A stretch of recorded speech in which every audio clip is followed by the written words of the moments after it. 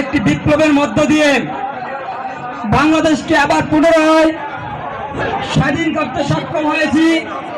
আর সেই স্বাধীন দেশে আজ আবার 1 মে একটি শ্রমিক সমাবেশের আয়োজন করতে পেরেছি। আমরা শ্রমিক দিবস হিসাবে জানি যে 1 মে শ্রমিক দিবস আন্তর্জাতিকভাবে, তবে আমরা আসলে বুঝি না যে সেদিন কি হয়েছিল। সময়টা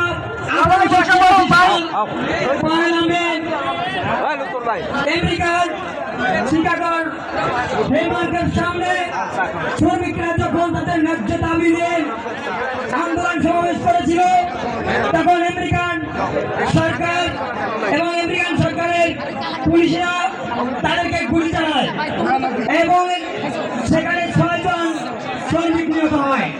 পরবর্তীতে একটি ব্ল্যাক ডের মাধ্যমে যারা এই শ্রমিক সমাবেশের আয়োজন করেছিল তাদের অনেককে ফাঁসির কাজটা ঝুলিয়ে হত্যা করা হয়েছিল।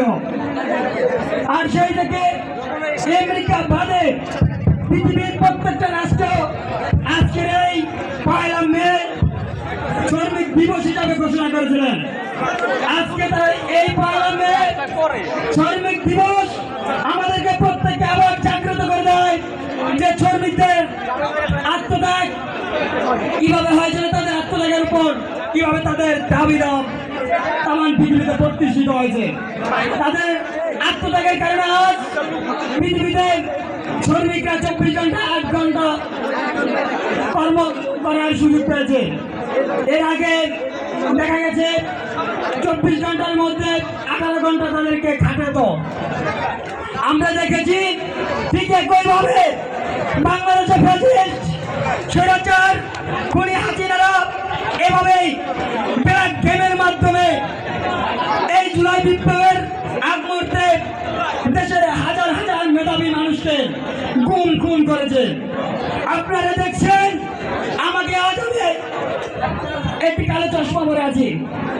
এই চশমার পিছনে সবচেয়ে বড় একটা ইতিহাস যে এখানে আমরা চেয়েছিলাম এই বাংলার মেহনতি মানুষের দাবি দেওয়া এবং ভোটাধিকারের জন্য রাজপথে নেমেছিলাম।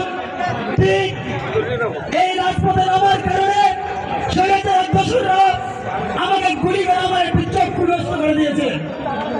শুধু আমাকেই নয়, আমরা দেখেছি যে এই জুলাই বিপ্লবে হাজার হাজার ছাত্র জনতা শ্রমিকদেরকে বন্ধ করে দিয়েছে এবং হাত পা বন্ধ করে দিয়েছে এবং হাজার হাজার ছাত্র জনতা শ্রমিকদেরকে শহীদ করে দিয়েছে।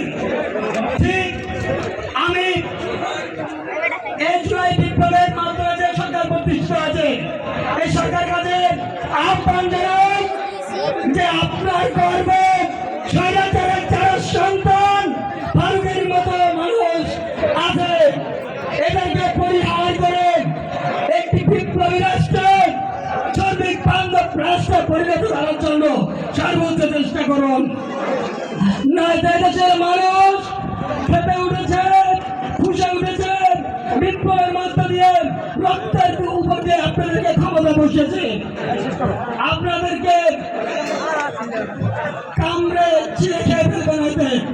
স্বৈরাচাররা ভারতে পালিয়ে গেছে, আপনারা পৃথিবীর মানচিত্রের মধ্যে কোনো জায়গায় পালাবার জায়গা পাবেন না। আপনারা অতি দ্রুত এই হত্যাকাণ্ডের সাথে যারা জড়িত ছিল তাদের প্রত্যেকে বিচার আওতায় আনুন এবং আপনারা আওয়ামী লীগকে রাজনৈতিকভাবে নিষিদ্ধ করুন।